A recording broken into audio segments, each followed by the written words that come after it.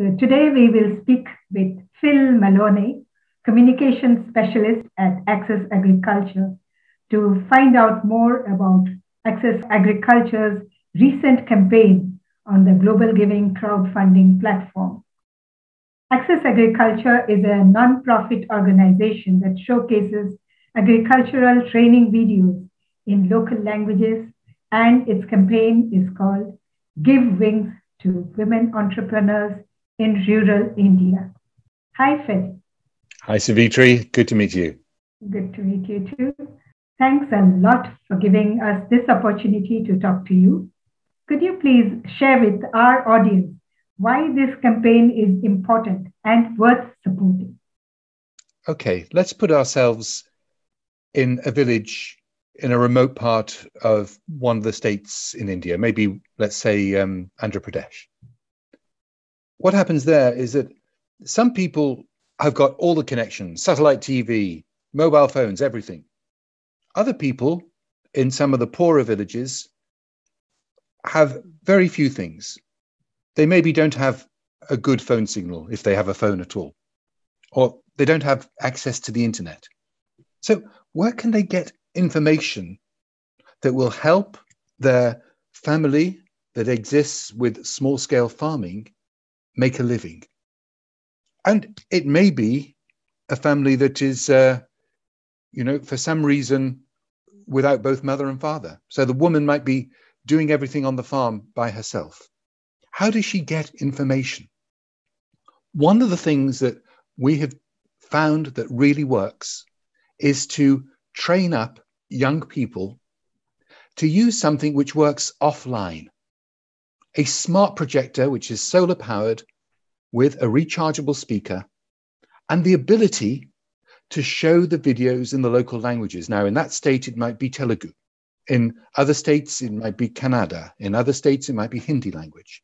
So the chance of this young person being able to use this projector to go to these women's groups, to these youngsters in these remote villages, and show them videos featuring other farmers who have succeeded, able to inspire farmers like them. That is what this whole campaign is about, and is about making sure that those women can learn and then do and improve their livelihoods for their families. Fantastic. Sounds really impressive. So, do you happen to have some successful cases of these young entrepreneurs for rural access? Well, one of the first ones was actually in India, in the Bihar state, in a remote part of that state, just south of the Ganges River, where landless people had no way of being able to grow their own food.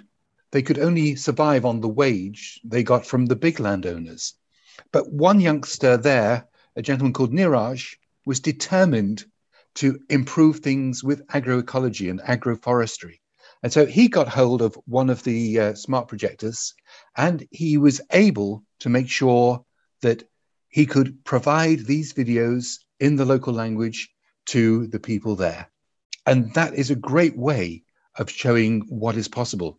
In other places, there are people working with people who are internally displaced, refugees, and provide those videos both for the refugees and for the local population.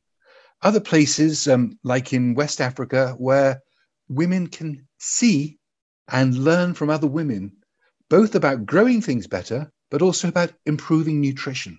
So there are many, many examples of how these young entrepreneurs have the mentality of using this equipment to provide better services for their local community. Oh, these are very, very inspiring, really. So what do you think will be the benefits of this project for natural farming and for farmers in India? The great thing is that these are real examples of what you can copy. How do farmers normally learn? They look over the fence and see what the other person is doing. They have a cup of tea in the market and discuss about the animals, perhaps. This just brings to life what is a very natural process. So they can learn from each other, learn that you can manage to improve your livelihood while still respecting the earth, while still making sure the soil does not become depleted, by making sure we don't just concentrate on one or two crops, but we look after the whole ecosystem and the environment which has been handed down and that we can take pride in and pass on to the new generations coming up. So all of this can be learned, and you hear it in your language. Wow. So do you think if you have any plans for more such campaigns for other parts of the world where access agriculture is operating?